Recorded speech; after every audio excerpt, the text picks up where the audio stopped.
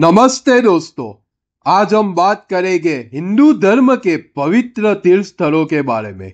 ये स्थान भगवान शिव की कृपा से बने हैं और यहाँ जाने से मोक्ष प्राप्त होता है। इन तीर्थों के बारे में विस्तार से जानने के लिए इस वीडियो को अंत तक जरूर देखें। सुज्जी बोले, हे विद्वान और बुद्धिमान महर्षियों, मैं मोक्ष देने वाले शिव क्षेत्रों का वर्णन कर रहा हूँ।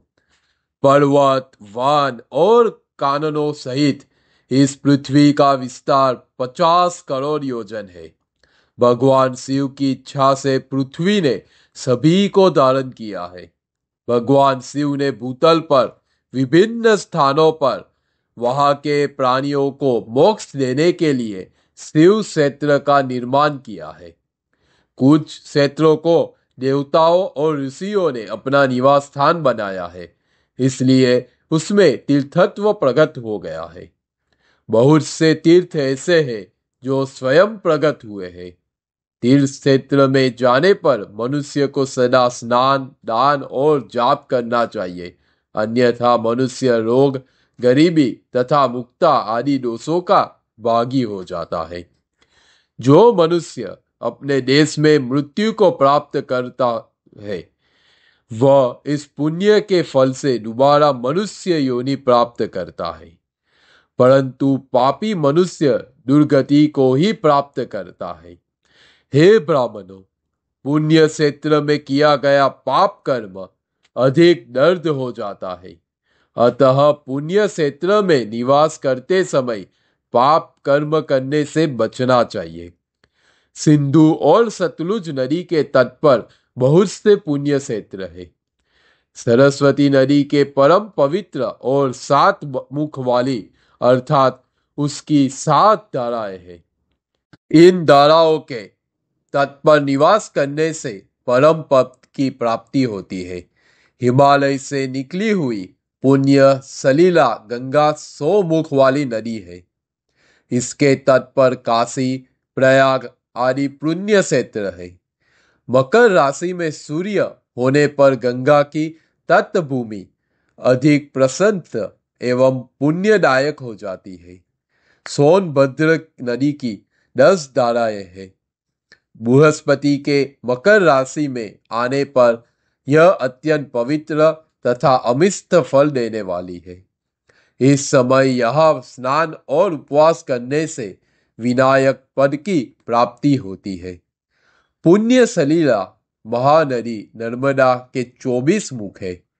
इसमें स्नान करके तट पर निवास करने से मनुष्य को वैष्णव पद की प्राप्ति होती है।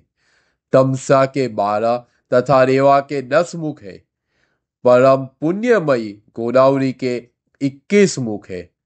यह ब्रह्म हत्या तथा गोवध पाप का नाश करने वाली एवं रुद्र रोग देने वाली है। कृष्णवेली नदी समस्त पापों का नाश करने वाली है। इससे 18 मुख है तथा यह विष्णु लोक को प्रदान करने वाली है। तुंगभद्रा 10 मुखी है एवं ब्रह्मलोक देने वाली है। सुवर्ण मुखरी के 9 मुख है। ब्रह्मलोक से लोते जीव इस नदी के तट पर जन्म लेते हैं।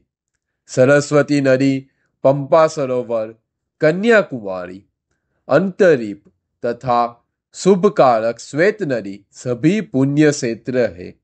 इनके तट पर निवास करने से इंद्रलोक की प्राप्ति होती है। महानदी कावेरी परम पुण्यमयी है। इसके 27 मुख है। यह संपूर्ण अभिष्ट वस्तुओं को देने वाली है। इसके तट ब्रह्मा विष्णु का पद प्राप्त देने वाली है। कावेरी के जो तट शैव क्षेत्र के अंतर्गत है, वे अमिष्ट फल का तथा शिवलोक प्रदान करने वाले हैं। नैमिषारण्य तथा बद्रिकाश्रम में सूर्य और बृहस्पति के मेष राशि में आने पर स्नान और पूजन करने से ब्रह्मलोक की प्राप्ति होती है। सिंह और कर्क राशि में सूर्य की संक्रांति होने पर सिंधु तट में सिंधु नदी में किया स्नान तथा केदार तीर्थ के जल का पान एवं स्नान ज्ञानदायक माना जाता है।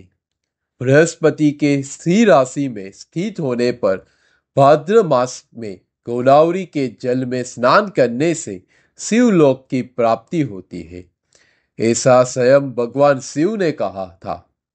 सूर्य और बृहस्पति के कन्या राशि में स्थित होने पर यमुना और सोनभद्र में स्नान से धर्मराज और गणेश लोक में महान भोग की प्राप्ति होती है, ऐसे महर्षियों की मान्यता है। सूर्य और बृहस्पति के तुला राशि में होने पर कावेरी नदी में स्नान करने से भगवान विष्णु के वचन की महिमा से अमिष्ट फल की प्राप्ति होती है। मार्गशीर्ष माह में सूर्य और बृहस्पति के वृश्चिक राशि पे आने पर नर्मदा में स्नान करने से विष्णु पद की प्राप्ति होती है। सूर्य और बृहस्पति के धनु राशि में होने पर सुवर्ण मुखरी नदी में स्नान करने से शिवलोक प्रदान करने वाला है। मकर राशि में सूर्य और बृहस्पति के माघ मास में होने पर गंगा जी में स्नान किया गया स्नान शिवलोक को प्राप्त करवाता है। शिवलोक के पश्चात ब्रह्मा और विष्णु के स्थानों में सुख भोग कर अंततः मनुष्य को ज्ञान की प्राप्ति होती है।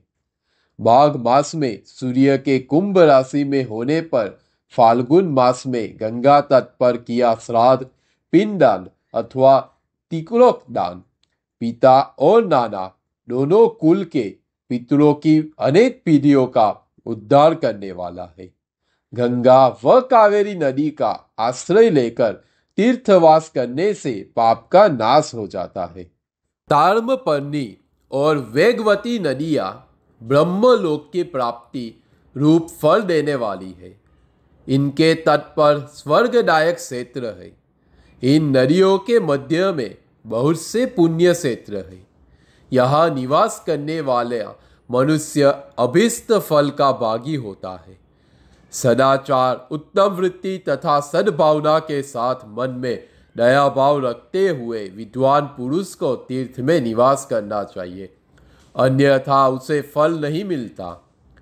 पुण्य क्षेत्र में जीवन बिताने का निश्चय करने पर तथा वास करने पर पहले का सारा पाप तत्काल नष्ट हो जाता है, क्योंकि पुण्य को ऐश्वर्यदायक कहा जाता है।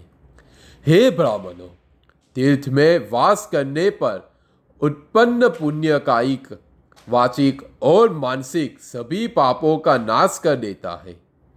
तीर्थ में किया मानसिक पाप कई कल्पों तक पीछा नहीं छोड़ता, यह केवल ध्यान से ही नष्ट होता है। वाचिक पाप जाप से तथा कायिक पाप शरीर को सुखाने जैसे कठोर तप से नष्ट होता है।